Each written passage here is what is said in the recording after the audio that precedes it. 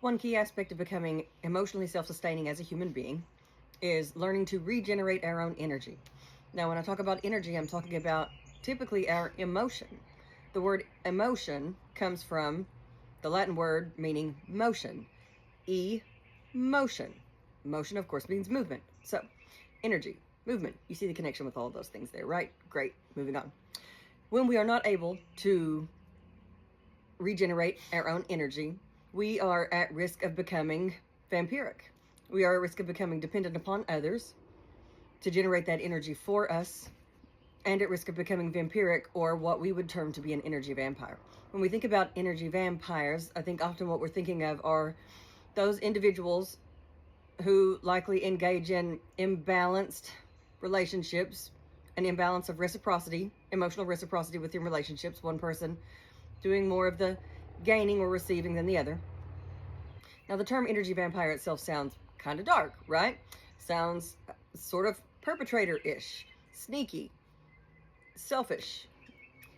Their means may be less straightforward. I think those that we term in the energy vampire category, we're typically referring to those who are less direct in their approach to access or acquire this energy from other people. So they may resort to manipulation or trickery, which adds an extra element of hurt to the individual or individuals who are providing this fuel source to this other person. However, any time we are overly dependent on gaining or accessing our energy, our emotional fuel from another person, we are at risk of creating a significant imbalance within a relationship. Now, that doesn't mean that we shouldn't seek support from one another, or that we can't be great resources to one another as human beings, but it does need that we need to be reasonable about our expectations of others. If I can't generate any type of energy on my own, if I need inspiration from others, and I have no ability to generate inspiration for myself on some level, at least sometimes, it's very likely that I'm overusing the outsource of energy from others. If I'm unable to feel lovable on my own, separate from another person, I'm probably overusing or overly dependent upon those relationships or people around me to be able to provide that for me. If I am unable to generate any kind of happiness or joy on my own, I may be over-reliant on people around me to provide that for me.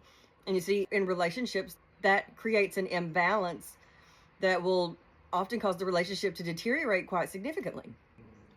Because healthy relationships are all about balance. They're all about reciprocity within relationship. An equal flow of give and take to some degree.